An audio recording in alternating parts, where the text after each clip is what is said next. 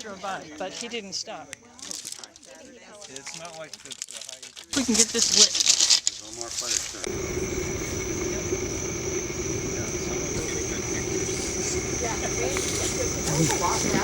Okay, so biochar is produced when wood is exposed to high heat in the absence of oxygen.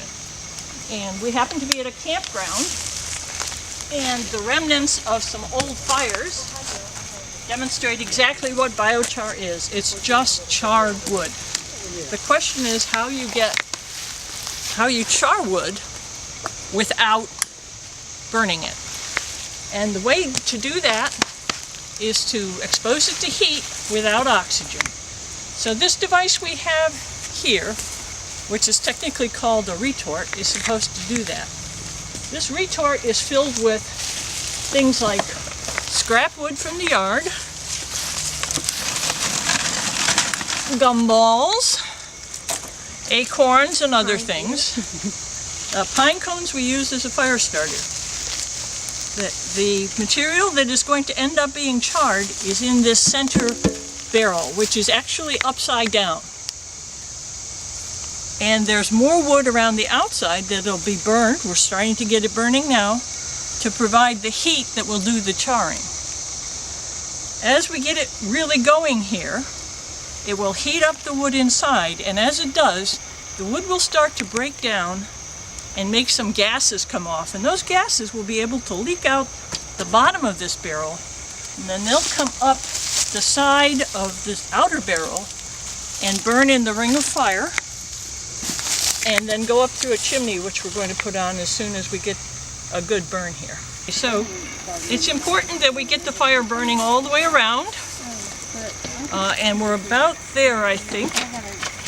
So the next thing we're going to do is put a lid on this to hold the heat in, and the lid, of course, has a chimney on it.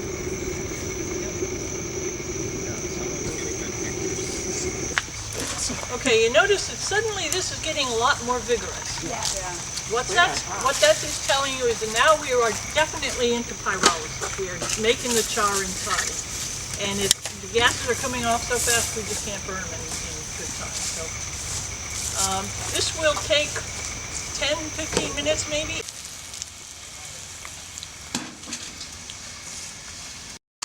Centimeter scale or less. Now another thing that biochar does, and I didn't mention this when we were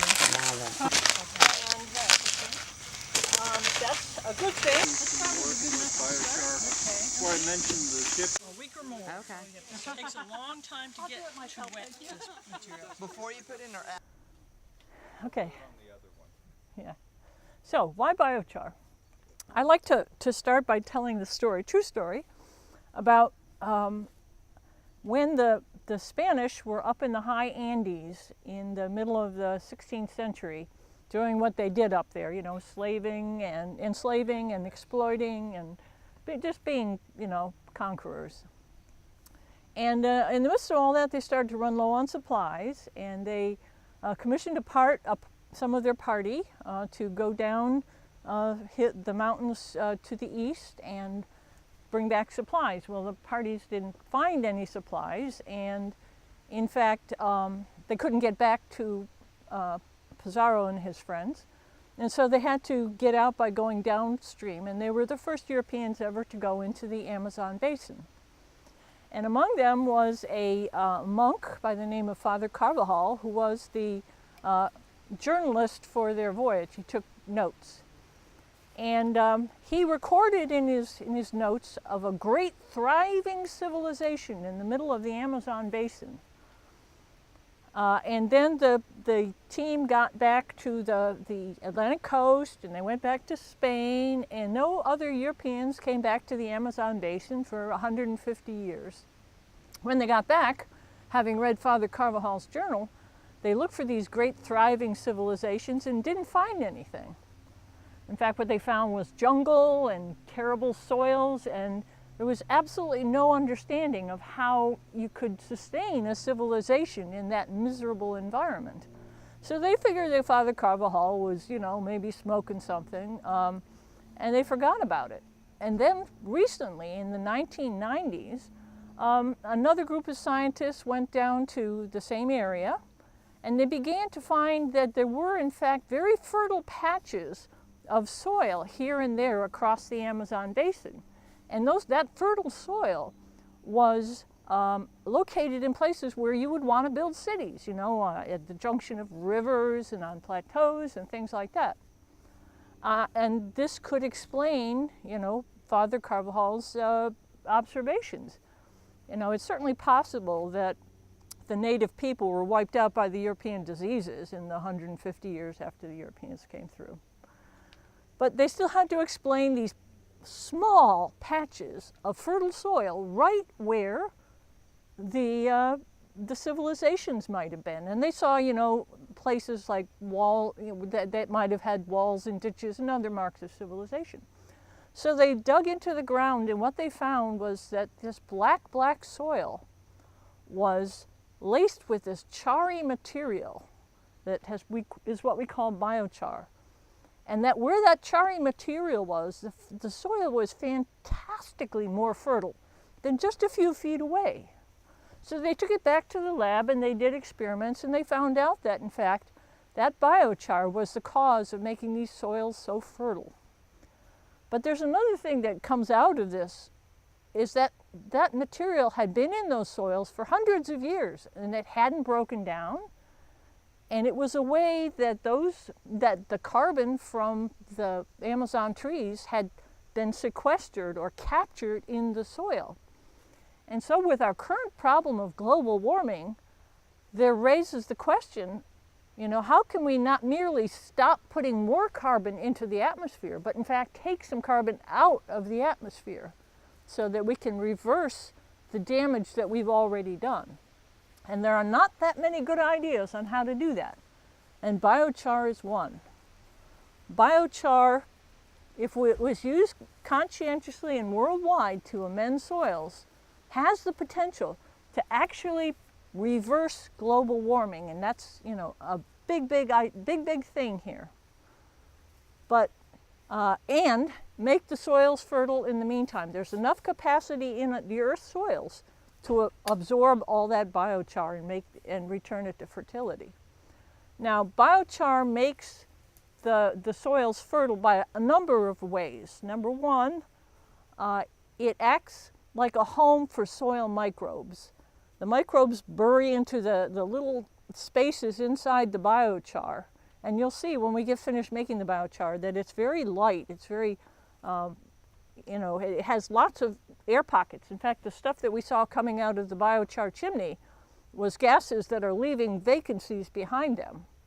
And the little microbes, they bury in and they set up housekeeping. Some people have called it a carbon condominium. It's very conducive to biological life. And they, you know, they live and they die, they excrete, they secrete, they new generations. And so it's a fertilizer that doesn't have to be added all the time. Once it gets established, it stays established. It's called a living fertilizer. And that's why those soils in Brazil were so much more fertile. Even 400 years on, they were like 5 times as fertile as the soils nearby that didn't have that in. Another reason biochar helps soil fertility is that it is an alkaline material. It actually adjusts the pH of the soil, for those of you who know what that is, away from the acid. Most soils that are wet, like our soils, tend to get more acidic with time. This neutralizes some of that acidity and improves the health of the soils. It is also, if you use fertilizer, it holds onto the fertilizer and makes it available to the plants. It holds onto the, Greg's got some coming around. It holds onto the fertilizer, so it doesn't continue right on through the root zone and go into the watershed and then go out into the Chesapeake or wherever. It holds onto that. It holds onto the water in the soil, so that you don't need as much, you know, the water stays in the soil, in the root area of the soil, so the plants can get it. And in fact, I saw an anecdote one time about some kids who did a little biochar experiment. And some of them used biochar and some didn't. And then they went on vacation and forgot to water everything. And the biochar stuff was still good, but the ones that didn't because they ran out of water. So, holding things in the root zone. The other thing is the biochar. You've heard of activated charcoal. It's basically the same material. Activated charcoal has another processing step, but it's a very good filter. In fact, if you were ever lost in the woods and had to filter your own drinking water, you could make some biochar in your campfire and use that for your water filter. It is very good for grabbing all kinds of chemicals and nasties out of water.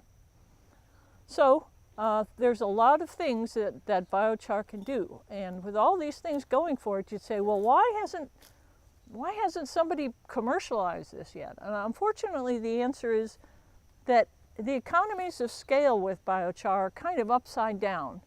It's very economical on a small scale, but if you try to move it from one place to another, you burn gasoline to move it.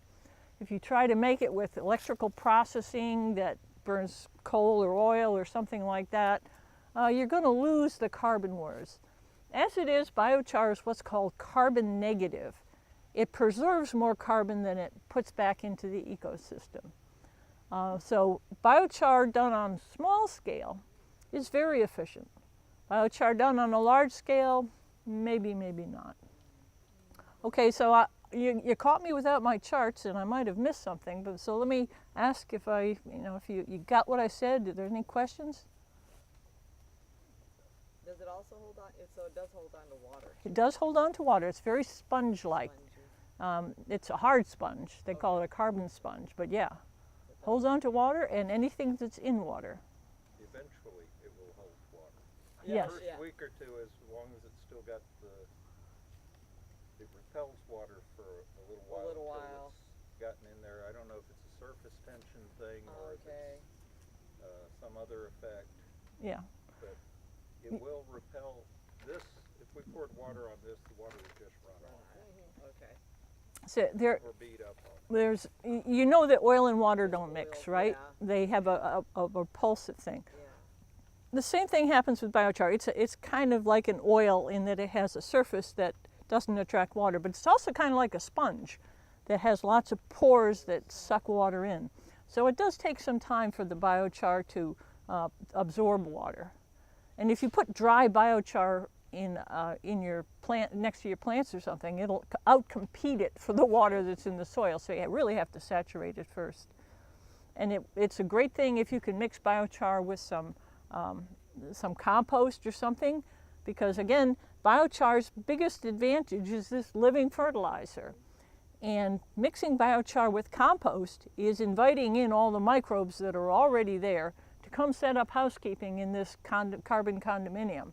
And so that you get that living fertilizer effect quickly. If you wait, if you don't do that, then you wait a couple years and the microbes will find themselves their way in. If you do it, the microbes will be there to start with. Okay, did I miss anything? Okay, Any one question. Sure. So can you explain more about why maybe on a mass level it won't work or maybe not work? Okay, so the issue is, can we make biochar carbon negative? That is to say, can we not burn more fossil fuels to make it than we would, to be negative, because we're trying to take carbon out of the atmosphere. Right, yeah. And if you move it very far, you're burning gasoline. If you need electrical equipment to process it, you're burning presumably, power or something like that. So it's really right on the edge of being carbon negative, and it's only at the small scale that it is really nicely carbon negative.